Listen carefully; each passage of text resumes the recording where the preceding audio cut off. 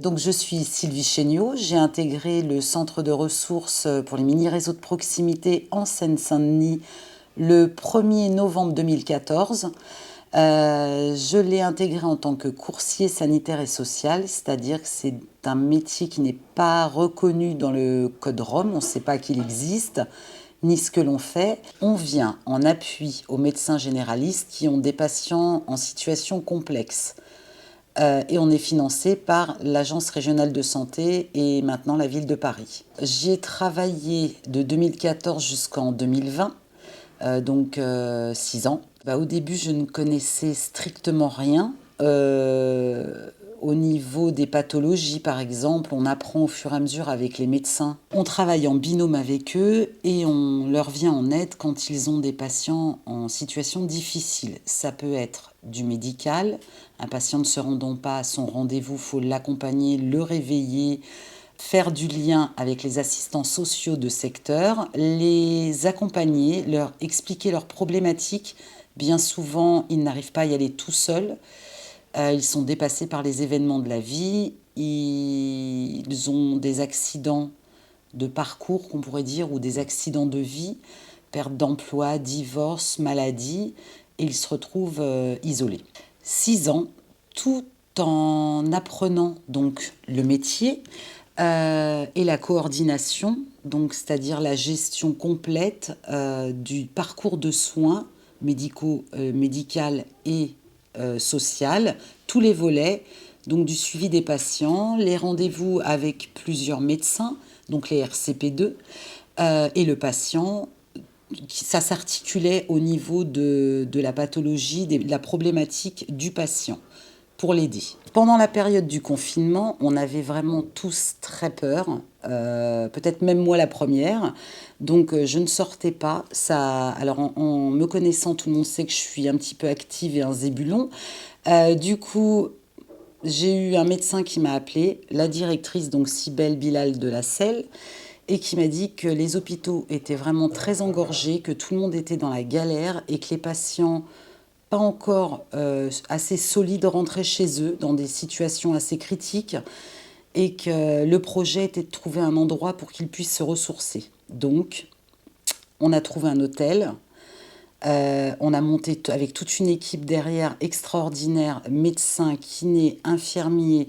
On a recherché des appuis des mairies des alentours et on est parti dans l'aventure de l'hôtel de ressourcement. Ça consistait alors à accueillir des patients sortant de l'hôpital pour la plupart, donc ils arrivaient en ambulance. Ils étaient vraiment très fragilisés, très fatigués, ne pouvant pas se lever, ne pouvant pas manger seuls pour la plupart. Je parle pour 48 heures en gros. Et du coup, on était là pour les aider, les chouchouter, leur donner à manger, évidemment, récupérer les vêtements qu'ils avaient chez eux, parce que quand ils partaient en réa, ils partaient avec rien ou ce qu'ils avaient sur eux. Et toute la logistique, mais aussi s'occuper de leur rentrée à domicile, s'assurer qu'ils allaient avoir tout ce qu'il fallait. Pour la plupart très fatigués, vivant dans la promiscuité, c'est-à-dire dans des studios à plusieurs, donc pour éviter une réinfection, surinfection du domicile, et vraiment, comme je dis, pour les avoir vus arriver très fatigués pendant 48 heures, incapables de se doucher, de s'occuper d'eux, de se faire à manger, d'attraper un verre d'eau et de le boire. Donc ça a été un moment, oui, C'était pas une vraie maison de repos puisqu'on les chouchoutait vraiment. Je pense que certains ont pu témoigner et c'était très touchant. Et on était là vraiment pour les entourer et les aider à aller mieux pour qu'ils puissent sortir dans de bonnes conditions. Je ne travaille plus au centre de ressources, mais j'ai été contactée donc par un médecin avec qui j'ai travaillé très longtemps au centre de ressources qui m'a proposé un poste de référente territoriale à la fac de Bobigny. Donc je dépends du CGEMS, le collège enseignant des médecins, et mon rôle est de recruter des médecins qui seraient susceptibles de devenir MSU, maître de stage universitaire. Ce sont des médecins qui vont accueillir à leur cabinet des externes ou des internes et les accompagner durant leur période de stage. Et l'autre volet de mon métier, c'est aussi de repérer, de récupérer des jeunes médecins qui souhaiteraient s'installer dans le 93. Le 93 parce que c'est le désert médical et il n'y en a vraiment pas assez de médecins. Et ceux qui y sont surchargés. Le passage au centre de ressources m'a apporté énormément de choses. Petit aparté, je le dis, ça va peut-être faire rigoler du monde. Quand je suis arrivée, Word, Excel, etc., je maîtrisais à peine, c'est-à-dire que je tapais à 2 doigts déjà. Là, je suis complètement à l'aise. Et le dialogue avec les médecins, l'approche qu'on peut avoir avec eux, les liens d'amitié qu'on peut aussi créer et avoir avec eux, ça m'a permis vraiment de monter et de m'approprier ce nouveau métier que j'exerce là maintenant, qui n'existe pas non plus. Je suis la deuxième en France, donc j'en suis pas peu fière. Et tout ça grâce au centre de ressources. Sinon, je me serais jamais lancée dans ce genre de carrière. C'était pas possible. C'est une école d'application. C'est-à-dire que on arrive, je parle pour moi, je suis arrivée, je ne connaissais pas du tout ce volet-là. Parler à un médecin, ça relevait, pour moi, c'était un peu compliqué. C'est quand même quelqu'un qui a une casquette qui est super important. On ne peut pas lui parler n'importe comment. Et j'ai appris à les connaître. Ils sont tous comme nous. Et quand ils ont des patients donc difficiles, c'est la grosse galère pour eux. Ils sont tout seuls, donc ils ont besoin d'un petit coup de main.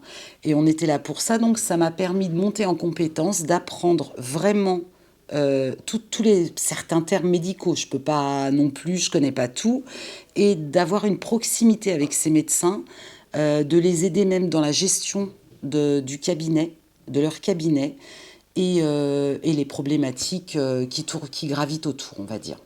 Les patients que j'ai suivis m'ont aussi énormément touchée, apporté. Euh, Tous. Il y a eu multiples.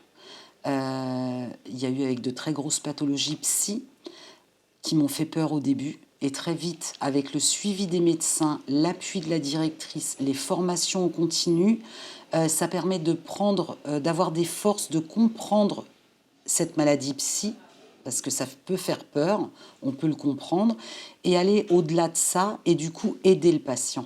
Pareil pour tout ce qui est toxicomanie. J'ai eu beaucoup d'après-midi passés au XAPA de Montfermeil. Donc l'approche est complètement différente quand on connaît et quand on sait comment aborder le sujet avec le patient. Le métier que je fais actuellement, il m'est facilité. Enfin, la tâche m'est beaucoup plus douce et agréable de vu mon parcours au centre de ressources, puisque le dialogue avec les médecins, je pense que je l'ai maintenant. Je peux téléphoner beaucoup plus, ou prendre contact beaucoup plus facilement avec un médecin qu'avant, chose que je n'aurais pas faite pour ce que j'ai dit. Le CRC a été un tremplin. Le métier que j'exerce, comme je l'ai dit, n'existe pas, c'est pareil, on n'est que deux. Donc, je pense que j'ai été sollicitée à déposer ma candidature par le fait que j'avais fait quand même 6 ans, 6 années pleines de pratique au niveau de la communication avec les médecins et leurs patients. Que dire du centre de ressources? C'est une équipe, pour moi, très familiale. Quand un nouveau arrive, je pense qu'il est très bien accueilli. Euh, les personnes qui arrivent ont toutes un parcours de vie aussi, ou compliqué ou pas du tout, mais elles sont soutenues. On les laisse pas comme ça. Il y a toujours les formations en continu. On a une directrice qui connaît pas mal de monde, donc qui amène aussi des choses. Et ce que je voulais dire, pour moi, qui m'a beaucoup, beaucoup aidé, c'est que on n'est pas ad lib, c'est pas le mot exact, mais c'est-à-dire que on nous donne des outils, à nous de nous les approprier, d'aller au fin fond de la chose, de comprendre. Et du coup, ça permet, comme pour moi, de faire autre chose derrière, de rebondir et d'évoluer dans sa carrière professionnelle.